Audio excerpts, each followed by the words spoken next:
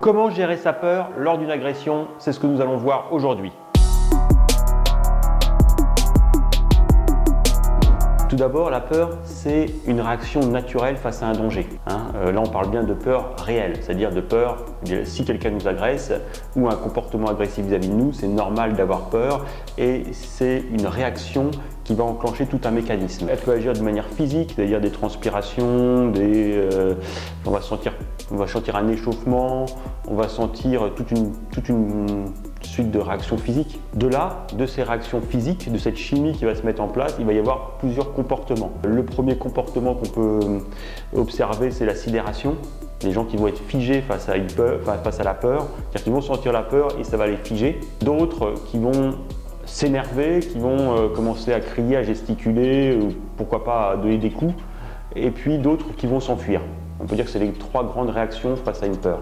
Alors, dans le cas de la sidération, l'intérêt d'avoir une pratique de self-défense, un art martial, un sport de combat, c'est qu'on va être confronté à une agression même si elle est jouée, parce que la personne qu'on a en face de nous n'est pas un véritable agresseur, mais le cerveau va l'interpréter comme une agression et va se dire, dans le cas d'une agression réelle, qu'il connaît déjà, et on va pouvoir petit à petit passer la barrière de la sidération. C'est-à-dire que le fait en cours d'être confronté à quelqu'un qui va jouer le rôle de quelqu'un d'agressif, va permettre petit à petit de déprogrammer cette sidération pour programmer autre chose.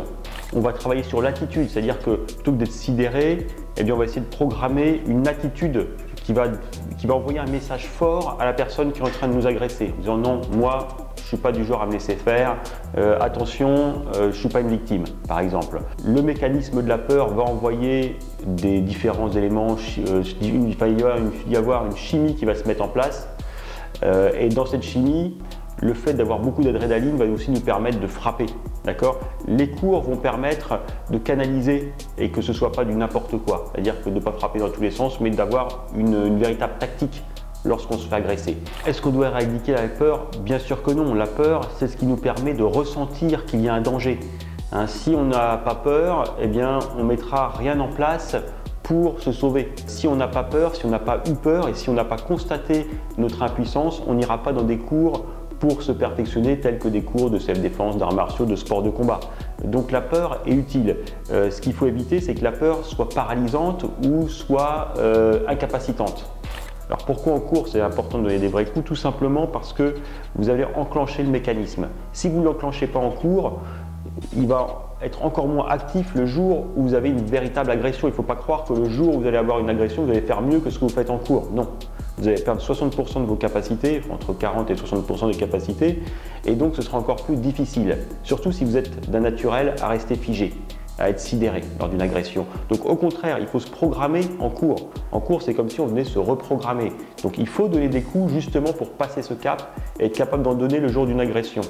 Si vous vous dites oui, mais il va encore plus s'énerver, peut-être qu'il va encore plus s'énerver, mais au moins vous aurez fait quelque chose. Si vous ne faites rien, ça ne va pas s'arranger tout seul de toute façon. Prendre quelques coups en cours, c'est très important justement pour s'habituer. Parce que justement un coup, lorsqu'on n'est pas habitué, ça va nous sonner, ça va nous rendre complètement dans le gaz. Alors que si on est habitué à en prendre quelques-uns, on va juste recevoir l'information, j'ai pris un coup, il faut que je contre. J'ai pris un coup, il faut que je contre. Et en fait, c'est ça, il faut que je contre ou il faut que je riposte. C'est ça qu'on essaie de programmer, c'est lorsqu'on prend un coup, on riposte. En Wing Chun, par exemple, il n'y a pas de je pars et j'attaque. Il n'y a pas de 1-2. C'est directement je prends un coup, je cogne. C'est un peu idiot de dire je vais surmonter ma peur. Non, c'est pas surmonter sa peur, c'est faire de sa peur une alliée à son service. Oui, la peur, si elle est là, c'est que c'est quelque chose d'utile. Si elle a subsisté, c'est qu'on a besoin d'avoir peur pour réagir dans des situations de danger. Donc faites-en une alliée. Au contraire, allez en cours pour apprendre à l'apprivoiser. Quand je parle de cours, c'est self-défense, arts martiaux, sport de combat. Allez apprivoiser vos peurs. Et lorsque vous êtes en cours, ne faites pas les choses à moitié. C'est-à-dire, ne faites pas des petits coups comme ceci. Donnez des coups, recevez des coups. Il faut que ce soit, évolutif. Par palier, c'est-à-dire envoyez pas directement des coups très forts, mais progressivement apprenez-vous à envoyer des coups de plus en plus forts et à recevoir des coups de plus en plus forts.